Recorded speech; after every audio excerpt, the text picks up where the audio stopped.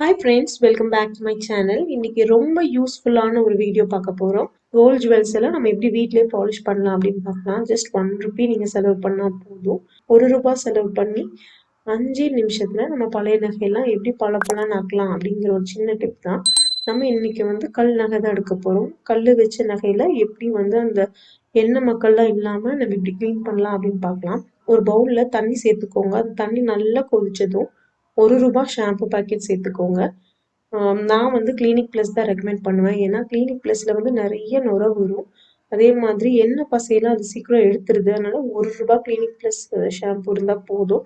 அந்த ஷாம்புவை அந்த தண்ணியில் சேர்த்துக்கோங்க. நல்லா தளன்னு அது கொதிக்கட்டும். கொதிச்சதும் நீங்கள் எந்தெந்த நகையெல்லாம் உள்ளே போகணும்னு நினைக்கிறீங்களோ அதெல்லாம் சேர்த்துக்கோங்க. நீங்கள் தாராளமாக எவ்வளோ நகை வேணால் உள்ளே சேர்க்கலாம். போட்டு ஒரு 2 நிமிஷம் அது கொதிக்கட்டும். ஆஃப் பண்ணிட்டு ஒரு பிளேட் போட்டு மூடிடுங்க. கொஞ்சம் நேரம் அதை அப்படியே விட்டுடுங்க. ஒரு 5 நிமிஷம் கழிச்சு அதை எடுத்துடலாம். நல்லா ஊறிடுச்சு. இப்போ அதை நல்லா ஒரு ப்ரஷ் போட்டு தேய்ச்சி எடுத்துடலாங்க. நீங்க யூஸ் பண்ற ப்ரஷ் பழைய ப்ரஷ்ஷா இருக்கட்டும். புது ப்ரஷ் வந்து அது ஹார்டா இருக்கும். நம்ம தேய்க்கும் போது ஸ்டோன்ஸ் எல்லாம் டேமேஜ் பண்றதுக்கு நிறைய சான்சஸ் இருக்கு. பழைய ப்ரஷ்னா கொஞ்சம் சாஃப்டா இருக்கும். இப்போ நம்ம தேய்க்கிறதுக்கு வசதியா இருக்கும். ரிங் எல்லாம் நீங்க பாலிஷ் பண்ணும்போது இந்த மாதிரி விரல்ல போட்டுட்டு நீங்க பாலிஷ் பண்ணலாம். அப்போ உங்களுக்கு பிடிமானமும் கரெக்டா இருக்கும். நமக்கு தேய்க்கிறதுக்கும் அது வசதியா இருக்கும். எல்லா நகையும் உள்பக்கமும் நல்லா தேய்ச்சு கழுவிக்கோங்க.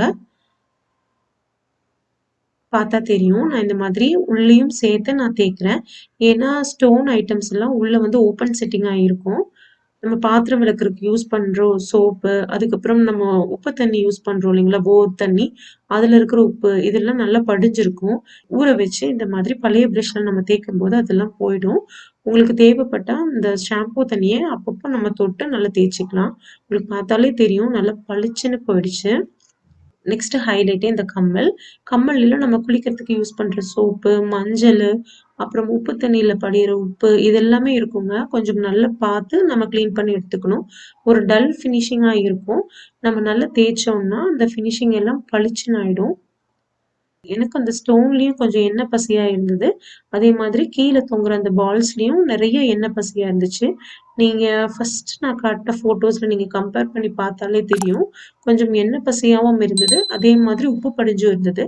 இந்த மாதிரி நம்ம ப்ரஷ் பண்ணும்போது நமக்கு அந்த எண்ணெய் பசையும் போயிடும். உப்பு படிஞ்சிருந்ததுங்களா, நம்ம ஊற வச்சோம் இல்லைங்களா, அதுலயும் இந்த உப்பு படிஞ்சிருந்ததெல்லாம் போயிடும். கம்மல் எல்லாம் நீங்க கிளீன் பண்ணும்போது திருகாணியை தனியா கழட்டவே வேண்டாங்க. ஏன்னா அது மிஸ் ஆகிறதுக்கு தான் நிறைய சான்சஸ் இருக்கு. திருகாணியோட சேர்த்தே நீங்க கிளீன் பண்ணுங்க.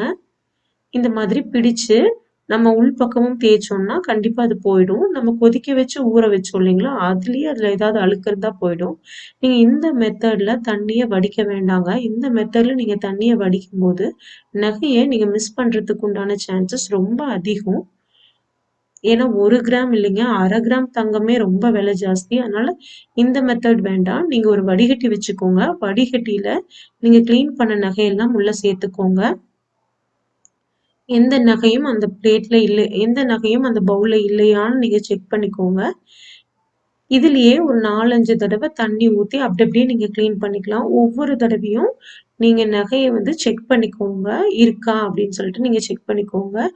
வடிகட்டிலேயே நீங்க தண்ணி ஊத்தலைன்னா இந்த மெத்தட் கூட யூஸ் பண்ணலாம். ஃப்ரெஷ்ஷான வாட்டர் இருக்கிற பவுல்ல நகையை நல்லா கழுவிட்டு இந்த மாதிரி வடிகட்டியில ஊத்தி கூட நீங்க கிளீன் பண்ணிக்கலாம். ஒரே ஒரு முக்கியமான விஷயம் என்னன்னா, கொதிக்க வைக்கும் போதும் போர் தண்ணியில கொதிக்க வைக்காதீங்க. அதே மாதிரி கழுவும் போதும் போர் தண்ணியில கழுவாதீங்க. உப்பு தண்ணியில நீங்க கழுவுனாலும் சரி, இல்லைன்னா கொதிக்க வச்சாலும் சரி, அதோட பாலிஷே டல் ஆயிடும். ஸோ குடிக்கிற தண்ணியில மட்டும் நீங்க செய்யுங்க. நீங்க எல்லா நகையும் இருக்கா அப்படின்னு கன்ஃபார்ம் பண்ணிக்கோங்க. அதுக்கப்புறம் நீங்க கிளீன் பண்ணும்போது ஒரு ஒயிட் காட்டன் கிளாத்ல தான் நீங்க துடைக்கணும். பெஸ்ட் வந்து ஒயிட் பனியன் கிளாத்துங்க. ஒயிட் பனியன் கிளாத்ல இந்த மாதிரி நீங்க துடைக்கும் போது ரொம்ப சாஃப்டா இருக்கும். ஜென்டிலா துடைக்க முடியும். நான் காட்டுறேன் பாருங்க. இப்ப எவ்வளவு பளிச்சுன்னு ஆயிடுச்சு பாருங்க. கம்மல் பாத்தீங்கன்னா தெரியும். நல்ல ஷைனிங்கா இருக்கு. அந்த ஸ்டோன்ஸ்ல இருந்த எண்ணெய் பசையெல்லாம் போயிடுச்சு. எனக்கு அந்த கீழே தொங்குற பால்ஸ்ல எல்லாம் நிறைய எண்ணெயா இருந்துச்சுன்னு சொன்னேன் இல்லைங்களா, அதெல்லாம் எவ்வளவு பளிச்சுன்னு ஆயிடுச்சுன்னு பாருங்க. பின்னாடி அந்த ஓப்பன் செட்டிங் சொன்னேன் இல்லைங்களா, அதெல்லாம் பளிச்சுன்னு ஆயிடுச்சு. மோதிரம்லாம் நம்ம ரொம்ப ரஃப்பா யூஸ் பண்ணுவோம். பாத்திரம் கழுவும்போது, அப்புறம் தலைக்கு எண்ணெய் தேய்க்கும் போதெல்லாம் அதில நெறைய எண்ணெய் படியறதுக்கு உண்டான சான்சஸ் இருக்கு. இந்த வீடியோ உங்களுக்கு ரொம்ப யூஸ்ஃபுல்லா இருக்கும்னு நெனைக்கிறேன். இந்த வீடியோ உங்களுக்கு யூஸ்ஃபுல்லா இருந்துச்சுன்னா, மறக்காம நம்ம சேனலுக்கு ஒரு லைக் குடுங்க. நம்ம சேனல சப்ஸ்கிரைப் பண்ணுங்க. உங்க ஃப்ரெண்ட்ஸ் அண்ட் ஃபேமிலிஸ் கூட இந்த வீடியோவ ஷேர் பண்ணுங்க. Thank you.